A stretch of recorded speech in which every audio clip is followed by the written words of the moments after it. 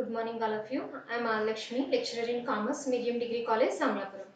Today, I would like to discuss auditing. Final become occasional. So, we let's the class introduction of auditing and objectives of auditing. అయితే మనం ఈ రోజు auditing కోసం తెలుసుకుందాం. అయితే auditing అనేది ఎలా వచ్చింది, అసలు ఆడిటింగ్ అనేది ఏ పదం నుంచి వచ్చింది అనేది తెలుసుకుందాం. అయితే ఆడిటింగ్ అనే పదం మనకి ఏ పదం నుంచి వచ్చిందంటే లాటిన్ పదమైన అడైర్ అనే పదం నుంచి రావడం జరిగింది. అడైర్ లాటిన్ పదమైన అడైర్ అనే పదం నుంచి ఆడిటింగ్ అనే పదం రావడం జరిగింది. అయితే అడైర్ అంటే అర్థం ఏంటంటే వినడం అని అర్థం. అడైర్ అంటే వినడం అని అర్థం. వినడం అంటే ఏంటంటే ఫర్ ఎగ్జాంపుల్ ఇప్పుడు ఏం జరిగిందంటే పూర్వకాలంలో పొద్దు పుస్తకాలను ఎవరైతే వ్రాస్తారో పొద్దు పుస్తకాలు వ్రాసిన వారిని పిలిపించి ప్రశ్నించి వారు చెప్పినదంతా విని ఆ పొద్దు పుస్తకాల మీద తన అభిప్రాయాన్ని తెలిపేవారు. అలా తన అభిప్రాయాన్ని తెలపడాన్ని ఆడిటింగ్ అని అనేవారు. అలా ఆడిటింగ్ తన అభిప్రాయాన్ని తెలిపే వ్యక్తిని ఏమనేవారంటే ఆడిటర్ అనేవారు. అయితే ఈ పూర్వకాలంలో ఈ పొద్దు పుస్తకాలను తనిఖీ చేయడం అనేది కేవలం ప్రభుత్వ లెక్కలకు మాత్రమే పరిమితమై ఉండేది. అయితే 1494వ సంవత్సరంలో లూకా పాసియోలే అనే ఇటాలియన్ గణిత శాస్త్రజ్ఞుడు తన యొక్క గ్రంథంలో జంట పొద్దు విధానం అనే గ్రంథంలో ఆడిటింగ్ కోసం అనేది చెప్పడం జరిగింది. అంటే ఆధునిక ఆడిటింగ్ అనేది మనకి 15వ శతాబ్దం నుంచే ప్రారంభమైంది. కానీ ఇది వరకు ఇది ఆడిటింగ్ అనేది కేవలం ప్రభుత్వ లెక్కలను తనిఖీ చేయడానికి మాత్రమే పరిమితమై ఉండేది. ఎందుకంటే ప్రభుత్వ లెక్కలో వచ్చే ఆదాయ వనరులను తనిఖీ చేయడం కోసం ఏం చేసేవారంటే ఆడిటింగ్ అనేది చేయించుకోవడం జరిగింది. అది క్రమేణా ఏమైందంటే ప్రైవేటు వ్యాపార సంస్థలకు కూడా ఇది విస్తరించడం జరిగింది. అయితే ప్రైవేటు వ్యాపార సంస్థలకి ఇది వచ్చిన తర్వాత ఏం జరిగిందంటే 18వ శతాబ్దంలో ఆవిరి యంత్రాన్ని మనకి కనుగొనడం జరిగింది. అయితే 18వ శతాబ్దంలో మనకి ఎప్పుడైతే ఆవిరి యంత్రాన్ని కనుగొనడం జరిగిందో అప్పుడు యంత్రాల వాడకం అనేది పెరిగింది. యంత్రాల వాడకం అనేది పెరగడం వల్ల పరిశ్రమల్లో యంత్రాల వాడకం అనేది ఆటోమేటిక్గా పెరిగింది. అంటే పారిశ్రామికంగా అన్ని పెరగడం జరిగింది. చిన్న తరహా సంస్థల నుంచి భారీ తరహా సంస్థలకు అన్ని రావడం జరిగింది. ఎప్పుడైతే పరిశ్రమల యంత్రాల వాడకం పెరగడం జరిగిందో సొంత వ్యాపార సంస్థలకు కానీ వ్యాపారస్తులు అంటే భాగస్వామ్య సంస్థలకు కానీ వాటికి కావాల్సిన పెట్టుబడిని మూలధన రూపంలో తెచ్చే కెపాసిటీని వాళ్ళకి లేకుండా పోయింది. దానికోసం ఏమైందంటే ఒక కంపెనీని అంటే జాయింట్ స్టాక్ కంపెనీని నిర్ణీతంగా ఏర్పాటు చేయడం జరిగింది. అంటే పరిమిత రుణ బాధ్యత గల ఒక జాయింట్ స్టాక్ కంపెనీ అనేది ఆ విధానంలోకి రావడం జరిగింది. అయితే జాయింట్ స్టాక్ కంపెనీలో ఏమేం జరిగింది, పాలన ఒకరిది పెట్టుబడి మరొకరిది అయింది. కాబట్టి పాలనకు పెట్టుబడికి మధ్య గల దూరం ఏర్పడింది. కాబట్టి డబ్బు దుర్వినియోగం కాకుండా ఉండడం కోసం లెక్కలను తనిఖీ చేయడం కోసం ఆడిటింగ్ అనేది తీసుకురావడం కూడా జరిగింది. కాబట్టి క్రమేణా ఇదేమైంది ప్రైవేటు వ్యాపార సంస్థలకు కూడా ఆడిటింగ్ అనేది సంక్రమించడం జరిగింది. అయితే ఎక్కువగా పూర్వకాలంలో అంటే మొదట్లో ఇది కేవలం ప్రభుత్వ లెక్కల ఖాతాలను మాత్రమే తనిఖీ చేయడానికి ఉపయోగపడేది. తర్వాత కాలంలో ఏమైంది ఇది ప్రైవేటు సంస్థలకు క్రమేణీ జరగడం జరిగింది. కాబట్టి 1494వ సంవత్సరంలో లూకా పాసియోలీ అనే శాస్త్రజ్ఞుడు అనే గణిత శాస్త్రజ్ఞుడు తన జంట పొద్దు విధానంలోనే ఈ ఆడిటింగ్ యొక్క సూత్రాలను పొందుపరచడం జరిగింది. అయితే ఆధునిక ఆడిటింగ్ అనేది మాత్రం మనకి 15వ శతాబ్దం నుంచి ప్రారంభించడం జరిగింది.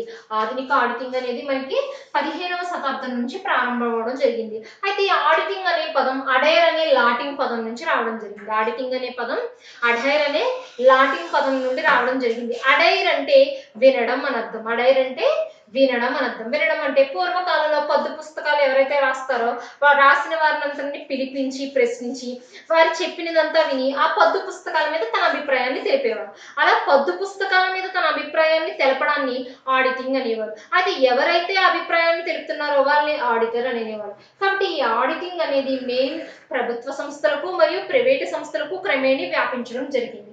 ఇవి ఆడిటింగ్ యొక్క ఇంట్రొడక్షన్ కింద చెప్పవచ్చు. అంటే ఏంటి ఆడిటింగ్ ఎలా వచ్చింది ఏంటి అది ప్రైవేటు వ్యాపార సంస్థలకు ఎలా విస్తరించింది అనేది మనకు తెలుస్తుంది. అంటే ఏంటి 1494వ సంవత్సరంలో లూకా పాసియోలీ అనే గణిత శాస్త్రజ్ఞుడు ఎప్పుడైతే మనకి జంట పొద్దు విధానం అనే సూత్రం ద్వారా దీన్ని తీసుకురావడం జరిగిందో అప్పుడే ఆధునిక ఆడిటింగ్ అనేది మనకి ప్రారంభమైంది.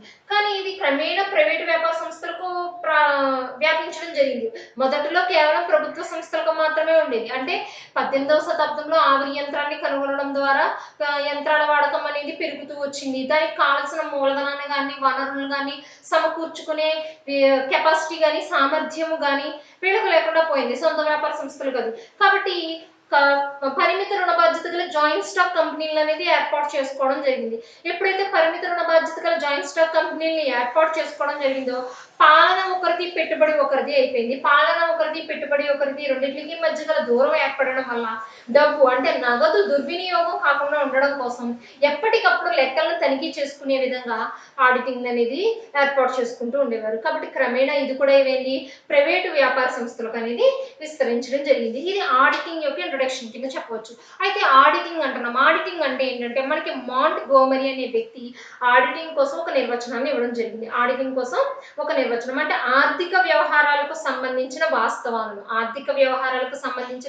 వాస్తవాలను, వాటి ఫలితాలను, ఆర్థిక వ్యవహారాలకు సంబంధించిన వాస్తవాలను, వాటి ఫలితాలను కనుగొని లేదా పరీక్షించి వాటిని నివేదించడానికి వ్యాపారాది సంస్థల పుస్తకాలను మరియు రికార్డులను పరిశీలన చేయడం.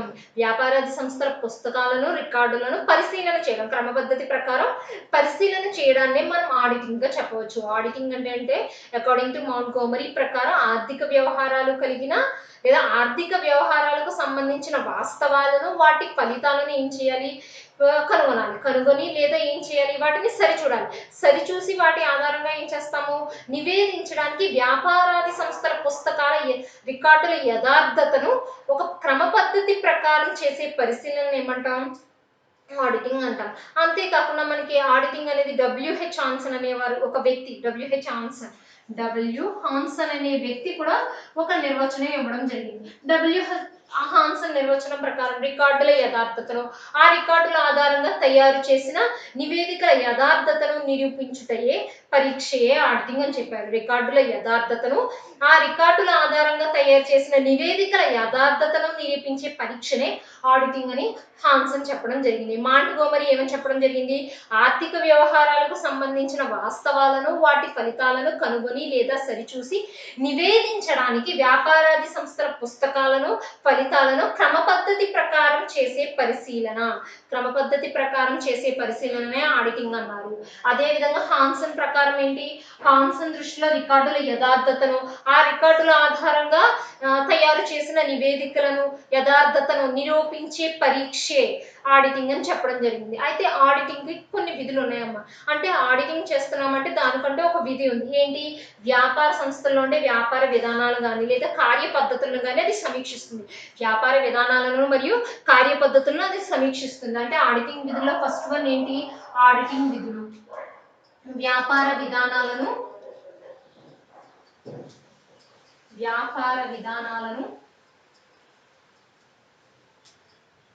కార్యాచరణ పద్ధతులను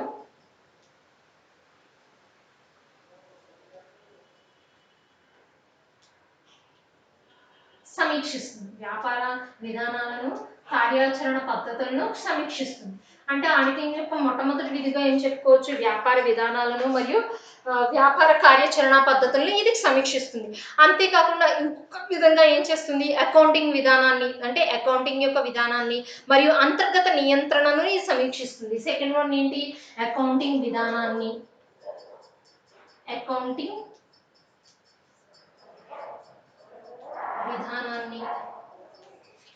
నియంత్రణను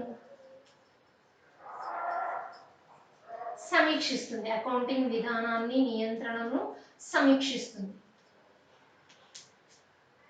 ఆడిటింగ్ యొక్క రెండొక విధిగా ఏం చెప్పవచ్చు, అకౌంటింగ్ యొక్క విధానాన్ని మరియు అకౌంటింగ్ యొక్క అంతర్గత నియంత్రణని ఇది ఏం చేస్తుంది, సమీక్షిస్తుంది.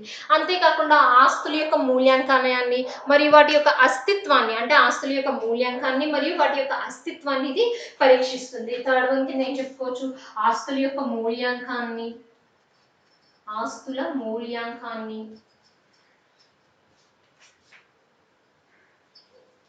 అస్తిత్వాన్ని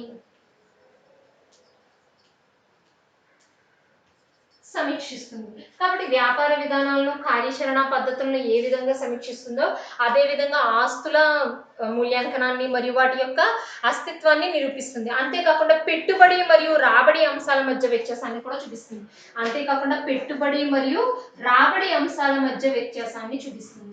పెట్టుబడి మరియు రాబడి అంశాల మధ్య గల డిఫరెన్స్ ని మనకి ఇది తెలియజేస్తుంది. కాబట్టి ఆడిటింగ్ విధుల్లో మొట్టమొదటిగా ఏం చెప్పుకోవచ్చు, ఆడిటింగ్ విధుల్లో వ్యాపార విధానాలను, వ్యాపార విధానాలను కార్యాచరణ పద్ధతులను సమీక్షిస్తుంది.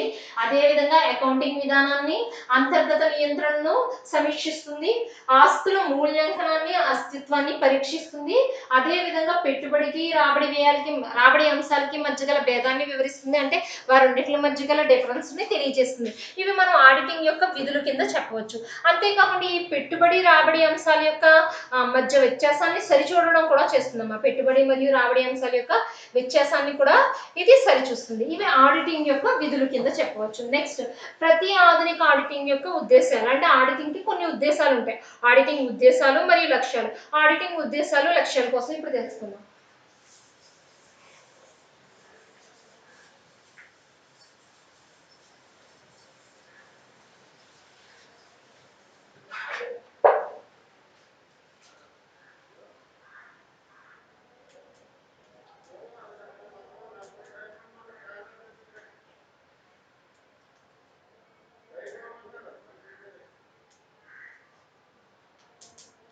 ఆడిటింగ్ ఉద్దేశ్యాలు మరియు లక్ష్యాలు. ఆడిటింగ్ ఉద్దేశ్యాలు మరియు లక్ష్యాలని రెండు రకాలుగా చెప్పవచ్చమ్మా. అవి మొట్టమొదటి ఏంటంటే ప్రధాన లక్ష్యాలు. ఫస్ట్ వన్ ప్రధాన లక్ష్యాలు లేదా ప్రధాన ఉద్దేశ్యాలు. సెకండ్ వన్ అనుబంధ ఉద్దేశ్యాలు. అనుబంధ ఉద్దేశ్యాలు. ఫస్ట్ వన్ ప్రధాన లక్ష్యాలు, సెకండ్ వన్ అనుబంధ ఉద్దేశ్యాలు. అయితే ఫస్ట్ ఆడిటింగ్ ఉద్దేశ్యాల్లో ఫస్ట్ వన్ ప్రధాన ఉద్దేశ్యం కోసం తెలుసుకుందాం. చూడండి, ప్రధాన లక్ష్యాలు ప్రధాన ఉద్దేశ్యం అంటే ఆడిటింగ్ యొక్క ప్రధాన లక్ష్యము మరియు ప్రధాన ఉద్దేశ్యం ఏమిటంటే ఇప్పుడు ముగింపు లెక్కలు యథార్థ యథాన్యాయ స్థితిని తెలుపుతున్నాయో లేదో చూస్తాం. అంటే ప్రధాన లక్ష్యాలు ఏం చేస్తాము, ముగింపు లెక్కలు యథార్థ యథాన్యాయ స్థితిని తెలుపుతున్నాయో లేదో చూస్తాం. అంటే ముగింపు లెక్కలకు వచ్చినప్పటికీ మనకి ఏమవుతుంది, లాభ నష్టాల ఖాతా, ఆస్తి అప్పులు పట్టి ఇవన్నీ కూడా యథార్థ యథాన్యాయ స్థితిని తెలుపుతున్నాయో లేదో చూడాలంటే లాభ నష్టాల ఖాతా ఆర్థిక సంవత్సరాంతంలో సరైన లాభం లేదా నష్టాన్ని చూపుతుందో లేదో తెలుపుతుంది. అదే విధంగా ఆస్తి అప్పులు బట్టి సంస్థ యథార్థ ఆర్థిక పరిస్థితిని తెలియజేస్తుందో లేదో చూపుతుంది.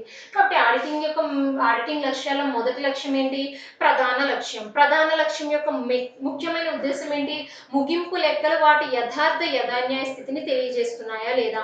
అంటే ముగింపు లెక్కల్లో లాభ నష్టాల ఖాతా లాభం లేదా నష్టాన్ని ఆర్థిక సంవత్సరంలో చూపుతుందా లేదా. అదే విధంగా ఆస్తి అప్పులు బట్టి బ్యాలెన్స్ షీట్ యథార్థ యథాన్యాయ స్థితిని చూపుతుందా లేదా. అంటే ఆస్తి అప్పులు వాటి యొక్క విలువ సరిగా ఉన్నాయా లేదో చూపుతుందో తెలుసుకోవడం ఏమవుతుంది, మనకి ప్రధాన లక్ష్యాలు అవుతుందమ్మా. నెక్స్ట్ సెకండ్ వన్కి వచ్చినప్పటికి ఏంటి, మనకి అనుబంధ ఉద్దేశ్యాలు లేదా అనుబంధ లక్ష్యాలు. సెకండ్ వన్ ఏంటి, అనుబంధ ఉద్దేశ్యాలు లేదా అనుబంధ లక్ష్యాలు. ఈ అనుబంధ ఉద్దేశ్యాలు లేదా అనుబంధ లక్ష్యాలు అనేవి రెండు రకాలు. అందులో ఫస్ట్ వన్ ఏంటంటే ఇవి మళ్ళీ 2 టైప్స్.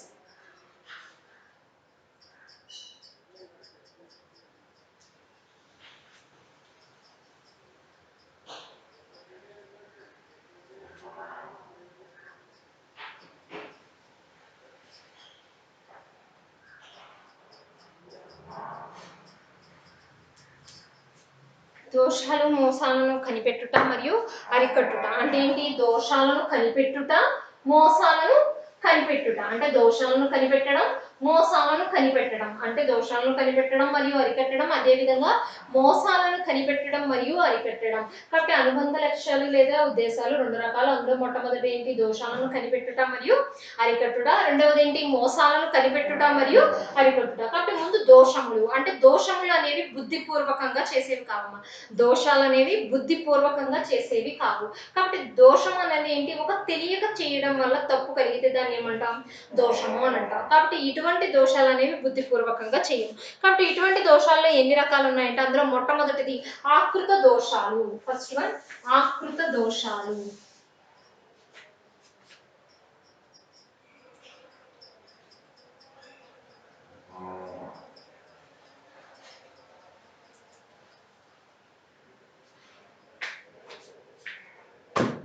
ఓకేనా, ఆకృత దోషాలు, ఎర్రర్స్ ఆఫ్ ఒమిషన్.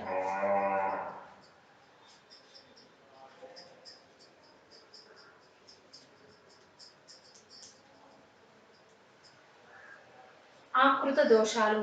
ఆకృత దోషాలు అంటే వ్యాపార వ్యవహారాలలో అంటే వ్యాపార వ్యవహారాలను పుస్తకాలలో పూర్తిగా గాని అంటే పూర్తిగా నమోదు చేయకపోవడం వల్ల గాని లేదా పాక్షికంగా నమోదు చేయడం వల్ల గాని ఏర్పడే దోషాన్ని ఏమంటామంటే ఆకృత దోషము అని అంటాం. అంటే వ్యాపార వ్యవహారాలను పుస్తకాలలో నమోదు చేసేటప్పుడు పూర్తిగా వదిలివేస్తే పూర్తిగా వదిలివేసినా గాని అంటే పూర్తిగా పుస్తకాలలో వ్రాయడం మానివేసినా గాని నమోదు చేయకపోయినా గాని లేదా పాక్షికంగా నమోదు చేసినా గాని అటువంటి వాటిని ఏమంటాం ఆకృత దోషాలు అంటాం. అయితే ఇటువంటి ఆకృత దోషాలు మళ్ళా రెండు రకాలు, సంపూర్ణ ఆకృత దోషాలు, పాక్షిక ఆకృత దోషాలు.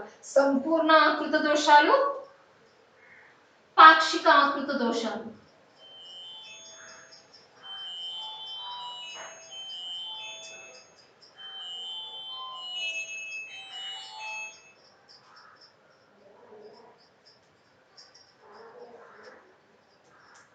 సంపూర్ణ ఆకృత దోషాలు మరియు పాక్షిక ఆకృత దోషాలు. ఆకృత దోషం అంటే ఏం చెప్పాను, వ్యాపార వ్యవహారాన్ని పుస్తకాలలో పూర్తిగా నమోదు చేయకపోయినా లేదా పాక్షికంగా నమోదు చేయడం వల్ల ఏర్పడే దోషాన్ని ఏమంటాం మనం ఆకృత దోషము అని అంటాం. అయితే ఈ ఆకృత దోషాలు ఎన్ని రకాలు, మళ్ళీ సంపూర్ణ ఆకృత దోషము మరియు పాక్షిక ఆకృత దోషము. అయితే సంపూర్ణ ఆకృత దోషం అంటే ఒక వ్యవహారాన్ని పూర్తిగా పుస్తకాలలో నమోదు చేయకపోవడం వల్ల ఏర్పడే దోషాన్ని సంపూర్ణ ఆకృత దోషం అంటాం. అంటే ఏంటి, ఒక వ్యవహారాన్ని ఏం చేస్తాం, ఇందులో పుస్తకాలలో పూర్తిగా నమోదు చేయం, దాన్ని ఏమంటాం సంపూర్ణ ఆకృత దోషం అంటాం. దీనికి ఎగ్జాంపుల్ కింద ఏం చెప్పవచ్చు అంటే అరువు అమ్మకాలను అమ్మకాల చిట్టాలో పూర్తిగా నమోదు చేయకపోవట. అంటే ఏంటి, అరువు అమ్మకాలను అమ్మకాల చిట్టాలో వ్రాయకపోవట. అదే విధంగా అరువు కొనుగోళ్లను కొనుగోలు చిట్టాలో నమోదు చేయకపోవట. అటువంటి ఏమవుతాయి మనకి సంపూర్ణ ఆకృత దోషం అనేది ఉంటుంది. నెక్స్ట్ పాక్షిక ఆకృత దోషం. పాక్షిక ఆకృత దోషం అంటే ఏంటి, ఒక వ్యవహారాన్ని పాక్షికంగా నమోదు చేయడం వల్ల అంటే కొంతవరకు మాత్రమే నమోదు చేయడం వల్ల ఏర్పడే దోషాన్ని ఏమంటాం పాక్షిక ఆకృత దోషం అంటాం. కాబట్టి ఈ పాక్షిక ఆకృత దోషానికి ఉదాహరణ ఏంటంటే, ఇప్పుడు మనం జమా ఖర్చు రెండు అంశాలు ఉంటాయి, జమా ఖర్చు అనే రెండు అంశాలు ఉంటాయి. అంటే ఇప్పుడు అమ్మకాల చిట్టాలో మనం జమ కింద రాసామమ్మా, వ్యక్తిగత ఖాతా అయినటువంటి రుణగ్రస్తుని ఖాతాలో నమోదు చేయలేదు, వ్యక్తిగత ఖాతా అయినటువంటి రుణగ్రస్తుని ఖాతాలో నమోదు చేయలేదు. అంటే అమ్మకాల ఖాతాలో ఏం చేసాము, జమ అనే పొద్దును మాత్రమే రాసాము, అమ్మకాల ఖాతాలో జమ వ్రాసి వ్యక్తిగత ఖాతా అయినటువంటి రుణగ్రస్తుని ఖాతాలో మనం ఖర్చు రాయకపోవడం, వ్యక్తిగత ఖాతా అయినటువంటి రుణగ్రస్తుని ఖాతాలో ఏం చేసాం మనం ఖర్చు అనేది రాయలేదు. అప్పుడు ఏమవుతుంది మనకి పాక్షిక ఆకృత దోషం అవుతుంది. అదే విధంగా మనకి ఇంకా నెక్స్ట్ చెల్లించిన అద్దె ఉంది, చెల్లించిన అద్దెలో నగదు చిట్టాలో రాసి చెల్లించిన అద్దె ఖాతాలో రాయకపోవట, నగదు చిట్టాలో రాసి చెల్లించిన అద్దె ఖాతాలో రాయకపోవట, దాన్ని కూడా ఏమంటాం మనం పాక్షిక ఆకృత దోషం అంటాం. కాబట్టి మాక్సిమం పాక్షిక ఆకృత దోషం జమా ఖర్చు ఏదో రెండు అంశాల్లో ఏదో ఒక అంశాన్ని మాత్రమే నమోదు చేసి మరొక అంశాన్ని వదిలివేస్తే అది కూడా ఏమవుతుంది మనకి పాక్షిక ఆకృత దోషం అవుతుంది. కాబట్టి పాక్షిక ఆకృత దోషాలు జమా ఖర్చు అంశాలకు సంబంధించింది. కొన్ని పాక్షిక ఆకృత దోషాలను అయితే ఈజీగా కనిపెట్టవచ్చు. ఎలా అంటే ఇప్పుడు అద్దె కానీ జీతాలు కానీ ఇవన్నీ ఎలా ఉంటాయి, మనకి చెల్లించిన అద్దె జీతాలు సంవత్సరంలో 12 నెలల కాలానికి చెల్లించడం జరుగుతుంది. అయితే ఇవి చెల్లించేటప్పుడు మనకి వాటి సంబంధిత ఖాతాల్లో డెబిట్ వైపున పర్ఫార్మ్ ఎంట్రీస్ అంటే 12 పద్దులను చూపించడం జరుగుతుంది. డెబిట్ వైపున ఎన్ని పద్దులు ఉండాలి, కంపల్సరీ మనకి 12 పద్దులు ఉండాలి. ఒకవేళ 12 పద్దుల్లో కొన్ని పద్దులు మిస్ అయితే అది ఏమవుతుంది, మనం అక్కడ ఆడిటర్ త్వరగా దాన్ని పరీక్షించవచ్చు, ఈజీగా దాన్ని తనిఖీ చేయవచ్చు. అంటే ఏంటి, అక్కడ నమోదు చేయలేదు అని చెప్పడం జరుగుతుంది. కాబట్టి కొన్ని పాక్షిక ఆకృత దోషాలు అంటే జీతాలు కావచ్చు లేకపోతే అద్దె కావచ్చు, వీటిల్లో మనం 12 పద్దులు ఉంటాయి కాబట్టి సంవత్సరాల్లో డెబిట్ వైపున ఆ 12 పద్దులలో మనకి ఏ ఒక్క పద్దు అనేది మనకి మిస్ అయిన ఏమవుతుంది, మనం ఈజీగా ఆడిటర్ అనేవాడు తనిఖీ చేయడానికి సులువు అవుతుంది. అదే పూర్తిగా మానివేసిన మొత్తం పద్దులు మానివేసినది ఏమవుతుంది, మనకి సంపూర్ణ ఆకృత దోషం అవుతుంది. కాబట్టి సంపూర్ణ ఆకృత దోషాన్ని కనిపెట్టడం అనేది కొంచెం కష్టతరమైన, పాక్షిక ఆకృత దోషాన్ని క్షుణ్ణంగా పరిశీలిస్తే ఆడిటర్ అనేవాడు తేలికగా కనిపెట్టవచ్చు.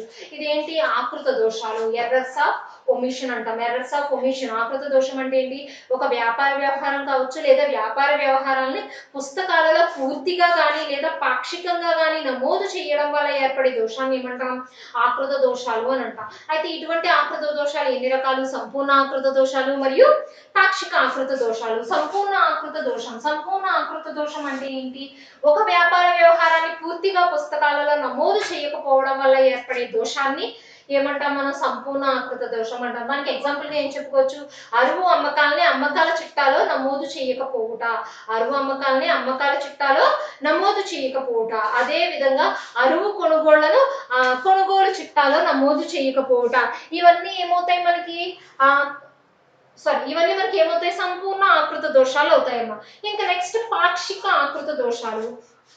పాక్షిక ఆకృత దోషాలకు వచ్చేటప్పటికి ఏమవుతుంది మనకి? ఏదో ఒక వ్యవహారాన్ని మాత్రమే పాక్షికంగా నమోదు చేస్తాం. అంటే కొంతవరకు మాత్రమే నమోదు చేస్తాం. ఏదో ఒక పుస్తకంలో నమోదు చేసి ఇంకొక పొద్దు రూపంలో చెప్పకపోవడాన్ని ఏమంటాం? పాక్షిక ఆకృత దోషం అంటే. ఇది జమా ఖర్చుకు సంబంధించి చూసుకుంటే చెల్లించిన అద్దె ఖాతాలో మనం నగదు చిట్టాలో నమోదు చేసి చెల్లించిన అద్దె ఖాతాలో చూపకపోవడం. అదే విధంగా ఇంకొకటి ఏంటి? అమ్మకాల ఖాతాలో జమ వ్రాసి వ్యక్తిగత ఖాతా అనేటువంటి రుణగ్రస్తుని ఖాతాలో ఖర్చు వ్రాయకపోవడం. ఇవన్నీ ఏమవుతాయి మనకి? పాక్షిక ఆకృత దోషాలు అవుతాయి. వీటినే ఎర్రర్స్ ఆఫ్ ఒమిషన్ అంటారు. నెక్స్ట్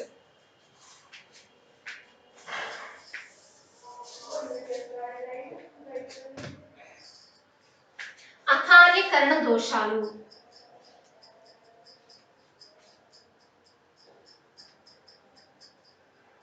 అకార్యకరణ దోషాలమ్మ. అకార్యకరణ అంటే ఏంటంటే ఎర్రర్స్ ఆఫ్ కమిషన్.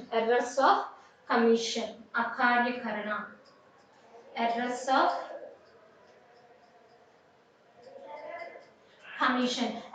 కమిషన్ వచ్చేటప్పటికి అకార్యకరణ దోషాలకు వచ్చేటప్పటికి తప్పు కూడికలు, తప్పు తీసివేతలు, తప్పుగా ముందుకు తీసుకువెళ్ళడం అంటే ఆవజ్జ ఖాతాలను సరిగా నిల్వ తేల్చకపోవడం, తప్పు కూడికలు, తప్పు తీసివేతలు, వీటి వల్ల ఏర్పడే దోషాలను ఏమంటాం? అకార్యకరణ దోషాలు అని అంటాం. అకార్యకరణ దోషాలు అంటే తప్పు కూడికలు చేయడం, తప్పు తీసివేతలు చేయడం, లేదా ఆవజ్జ ఖాతాలో నిల్వలను తప్పుగా తేల్చడం వల్ల ఏర్పడే దోషాలు ఏమవుతాయి మనకి? అకార్యకరణ దోషాలు అవుతాయి. అయితే ఈ అకార్యకరణ దోషాలకి ఎగ్జాంపుల్ గా మనం ఏం చెప్పుకోవచ్చు? సహాయక చిట్టాలలో తప్పు మొత్తాన్ని రికార్డు చేయడం. అంటే సహాయక చిట్టాలు ఏం చేస్తాం మనం? తప్పుగా మొత్తాన్ని రికార్డు చేస్తాం. అదే విధంగా ఆవజ్జ ఖాతాలను నిల్వలు తీర్చడం. కాబట్టి అకార్యకరణ దోషాలు అంటే ఏంటి? ఎర్రర్స్ ఆఫ్ కమిషన్ అంటే ఏంటి? తప్పు కూడికలు మరియు తప్పు తీసివేతలు, తప్పుగా ముందుకు నిల్వ తేల్చడం లేదా తప్పుగా తేల్చిన నిల్వలు ముందుకు తీసుకెళ్ళడం, ఆవజ్జ ఖాతాల్లో నిల్వల్లో తేడాలను చేయడం వల్ల ఏర్పడే దోషాలను ఏమంటాం మనం? అకార్యకరణ దోషాలు అంటాం. దీనికి ఎగ్జాంపుల్ గా ఏం చెప్పవచ్చు? సహాయక చిట్టాలలో తప్పుగానే మొత్తాన్ని నమోదు చేయడం, అదే విధంగా తప్పుగా కూడుక చేయడం, నెక్స్ట్ ఆవజ్జ నిల్వలను తప్పుగా ముందుకు తీసుకువెళ్ళడం. ఇవన్నీ ఏమవుతున్నాయి మనకి? అకార్యకరణ దోషాలు అవుతాయమ్మా. నెక్స్ట్ సిద్ధాంతపరమైన దోషాలు.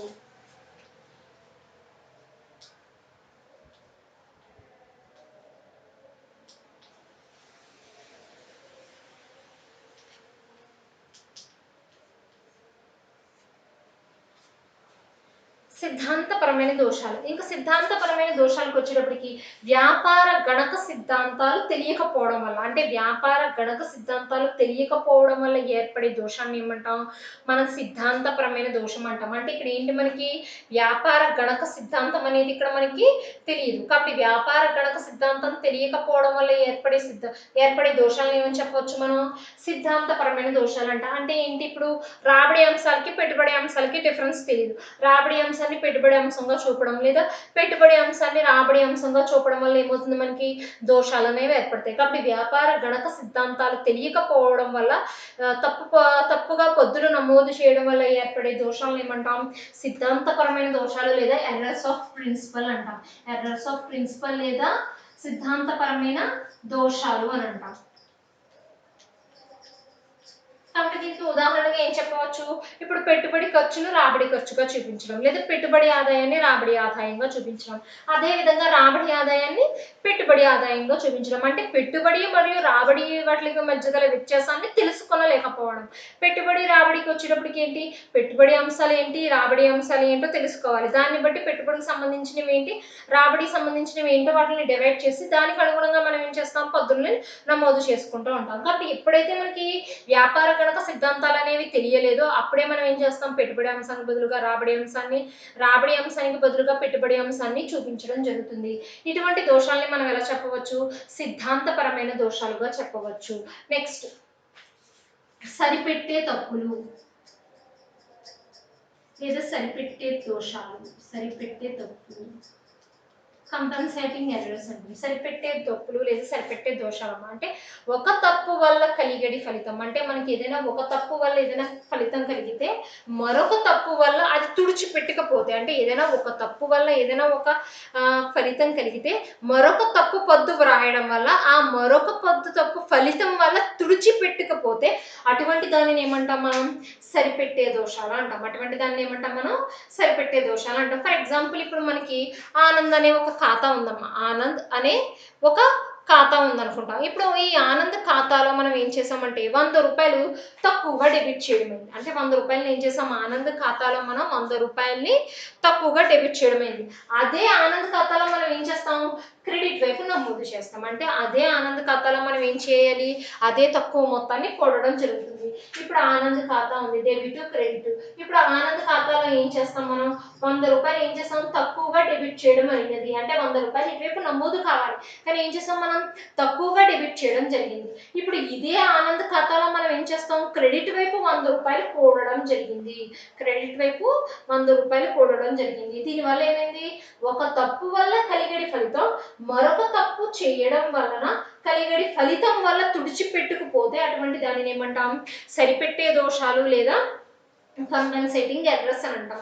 ఇంకా నెక్స్ట్ లాస్ట్ ఫైనల్ వన్కి వచ్చేటప్పటికి మనకి పునరుక్తి దోషాలు. ఫైనల్ వన్ వచ్చేటప్పటికి మనకి పునరుక్తి దోషాలు. పునరుక్తి దోషాలు.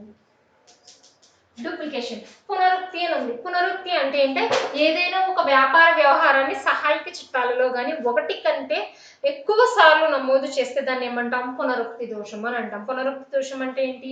సహాయక చిట్టాలలో కానీ లేదా ఆవర్జాలలో కానీ ఏం చేస్తాం ఇక్కడ మనం? ఒకే వ్యవహారాన్ని సహాయక చిట్టాలో 2 సార్లు రాయడం వల్ల ఏర్పడే దోషాన్ని ఏమంటాం మనం? పునరుక్తి దోషాలు అంటాం. అంటే కొనుగోలు చిట్టాలో కొనుగోలు అనే అంశాన్ని 2 సార్లు చేయడం, ఇటువంటి దోషాలను ఏమంటాం మనం? పునరుక్తి దోషాలు అని అంటాం. కాబట్టి ఆడిటింగ్ యొక్క దోషాలు ముఖ్యంగా ఎన్ని రకాలుగా చెప్పవచ్చు? ఫస్ట్ ఆడిటింగ్ యొక్క ఉద్దేశాలు ముఖ్యంగా ఎన్ని రకాలుగా చెప్పవచ్చు? ప్రధాన లక్ష్యాలు, అనుబంధ లక్ష్యాలు. ప్రధాన లక్ష్యాలు అంటే దేని కింద చెప్పవచ్చు? ముగింపు లెక్కల యథార్థ యథాన్యాయ స్థితిని తెలియచేయడం ప్రధాన లక్ష్యం. ఆడిటింగ్ యొక్క ప్రధాన లక్ష్యం ఏంటి? ముగింపు లెక్కలు వాటి యథార్థ యథాన్యాయ స్థితిని తెలియజేస్తున్నాయో లేదో చూద్దాం. ముగింపు లెక్కలు అనేటప్పటికి ఏమొస్తుంది మనకి? లాభ నష్టాల ఖాతా, ఆస్తి అప్పుల పట్టి. అంటే లాభ నష్టాల ఖాతా అనేది ఆర్థిక సంవత్సరాంతాన సరైన లాభం లేదా నష్టాన్ని చూపుతుందో లేదో తెలుపుతాం. అదే విధంగా ఆస్తి అప్పుల పట్టి సంవత్సరాంతాన మనకి ఆర్థిక పరిస్థితిని, సంస్థ యథార్థ ఆర్థిక పరిస్థితిని తెలుపుతుందో లేదో చూపుతాం. అటువంటిది లక్ష్యం ఏమవుతుంది మనకి? ప్రధాన లక్ష్యం అవుతుందమ్మా. అంటే శాసన నియమాత్మకంగా ఉన్నాయా లేదా అనేది చూసుకుంటాం. నెక్స్ట్ అనుబంధ లక్ష్యాలు. అనుబంధ లక్ష్యాలు లేదా అనుబంధ ఉద్దేశాలు అంటే ఏంటి మనకి? దోషాలు మోసాలకు సంబంధించింది. అంటే దోషాలను కనిపెట్టుట మరియు అరికట్టుట, మోసాలను కనిపెట్టుట మరియు అరికట్టుట. అయితే దోషాలను కనిపెట్టుట మరియు అరికట్టుట కోసం ఇప్పుడు తెలుసుకున్నామా? దోషాలను కనిపెట్టుట. దోషం అనేది ఏంటి? బుద్ధిపూర్వకంగా చేసేది కాదు. అంటే బుద్ధిపూర్వకంగా చేయకుండా ఉంటాం. అంటే ఏంటి? ఇది బుద్ధిపూర్వకంగా చేసేటటువంటిది కాదు. అంటే దీన్ని పొరపాటు వల్ల జరిగేది. కాబట్టి ఇటువంటి ఈ దోషాల్లో ఫస్ట్ వన్ ఏంటి? ఆకృత దోషము. ఆకృత దోషం అంటే ఏంటి? ఏదైనా ఒక వ్యవహారాన్ని పూర్తిగా పుస్తకాలలో నమోదు చేయకపోవడం వల్ల కానీ లేదా కొంతవరకు నమోదు చేయడం వల్ల కానీ ఏర్పడే దోషాన్ని ఏమంటాం మనం? ఆకృత దోషం అంటాం. దీన్ని ఎర్రర్స్ ఆఫ్ ఒమిషన్ అంటాం. నెక్స్ట్ అకార్యకరణ దోషాలు. దీనికి ఎగ్జాంపుల్ కూడా చెప్పుకున్నాం. సారీ, ఆకృత దోషాలకు వచ్చేటప్పటికి 2 టైప్స్ ఉంటాయి. సంపూర్ణ ఆకృత దోషం అని మరియు పాక్షిక ఆకృత దోషం అని. సంపూర్ణ ఆకృత దోషానికి వచ్చేటప్పటికి ఏముంటుంది మనకి? ఒక వ్యవహారాన్ని పూర్తిగా పుస్తకాలలో నమోదు చేయకపోవడం వల్ల ఏర్పడే దోషం ఏమవుతుంది మనకి? సంపూర్ణ ఆకృత దోషం అవుతుంది. అదే విధంగా ఒక వ్యవహారాన్ని కొంతవరకు మాత్రమే నమోదు చేయడం వల్ల ఏర్పడే దోషం ఏమవుతుంది మనకి? పాక్షిక ఆకృత దోషం అవుతుంది. కాబట్టి ఆకృత దోషాలు సంపూర్ణ మరియు పాక్షిక ఉంటాయి. సంపూర్ణకు వచ్చేటప్పటికి ఏమవుతుంది? అరువు అమ్మకాల చిట్టాలో పూర్తిగా నమోదు చేయం. పాక్షికంలోకి వచ్చేటప్పటికి జమ ఖర్చు అంశాల్లో ఏదో ఒక అంశాన్ని మాత్రమే నమోదు చేయడం వలన. నెక్స్ట్ అకార్యకరణ దోషాలు. అకార్యకరణ దోషాలకు వచ్చేటప్పటికి ఏంటి? తప్పు కూడికలు, తప్పు తీసివేతలు, తప్పుగా ముందుకు తీసుకువెళ్ళడం వల్ల జరిగేటటువంటి దోషాలు. దోషాలు. సహాయక చిట్టాలో తప్పు మొత్తాన్ని కూడడం లేదా సహాయక చిట్టాలో తప్పు మొత్తాన్ని నమోదు చేయడం. నెక్స్ట్ ఆవజ్జా ఖాతాను తప్పుగా నిల్వ తేల్చడం. నెక్స్ట్ సిద్ధాంతపరమైన దోషాలు. వ్యాపార గణక సిద్ధాంతాలు తెలియకపోవడం వల్ల ఏర్పడే దోషం ఏమంటాం? సిద్ధాంతపరమైన దోషాలు. అంటే ఇవి పెట్టుబడి మరియు రాబడి అంశాలకు మధ్య గల డిఫరెన్స్ తెలియదు. పెట్టుబడి అంశాన్ని రాబడి అంశంగా చూపించడం జరుగుతుంది. రాబడి అంశాన్ని పెట్టుబడి అంశంగా చూపించడం జరుగుతుంది. అటువంటి వాటిని ఏం చెప్పవచ్చు? మనం సిద్ధాంతపరమైన దోషాల కింద చెప్పవచ్చు. అదే విధంగా సరిపెట్టే దోషాలు. ఒక తప్పు వలన కలిగేటి ఫలితం మరొక తప్పు వలన కలిగేటి ఫలితం వలన తుడిచిపెట్టకపోతే అటువంటి దాన్ని సరిపెట్టే దోషము అని అంటాము. అండ్ ఫైనల్ వన్ పునరుక్తి దోషాలు. పునరుక్తి దోషాలంటే ఒక వ్యవహారాన్ని సహాయక చిట్టాలలో 2 సార్లు లేదా అంతకంటే ఎక్కువ సార్లు నమోదు చేయడం వల్ల ఏర్పడే దోషాన్ని పునరుక్తి దోషాలు అంటాం. ఇవి కేవలం దోషాలకు సంబంధించింది. ఓకే, నెక్స్ట్ క్లాస్లో మనం మోసాలను కనిపెట్టుట మరియు మోసాలు ఎన్ని రకాల దాని గురించి తెలుసుకుందాం. Okay, thank you. Next class.